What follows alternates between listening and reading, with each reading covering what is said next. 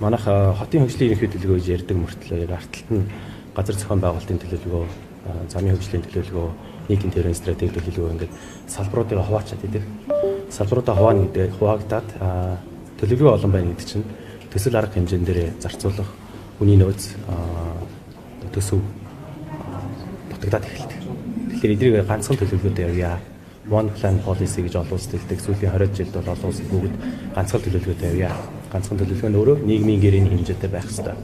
Хоёрдугаар зүйл бол энэ нийгмийн гэрээний хэмжээнд энэ зүйл яригдахын тулд олон нийтийн оролцоо буюу ялангуяа оршин суугчдын оролцоо маш чухал байх ёстой.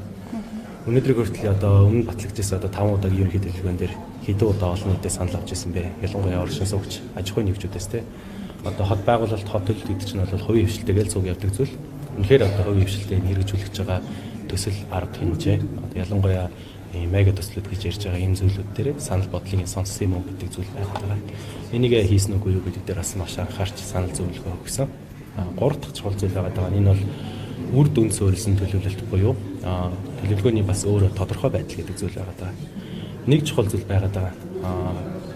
Зөвшөөрөл олгодог тогтолцоо гэдэг бол маш хуучирсан тогтолцоо. Ялангуяа энэ социалист гэх юм уу те төлөвлөгөөт эдийн засгийн үеэс байсан юм одоо даргын гарын үсэг, даргын зөвшөөрөл гарч ирдэг зүйл байгаа. Одоо Улаанбаатар хотод жилдээ 1000 гаруй барилга барих зөвшөөрөл авах гээд одоо хүсэлт гаргаж байгаа. Тэндээс нэг ойролцоогоор 700 орчим бол баригддаг юм байна лээ. Энэ үе шат нь маш их төвөгтэй. Иннээсээ болоод орон сууцны метрик квадратыг үнэнд нөлөөлж байгаа.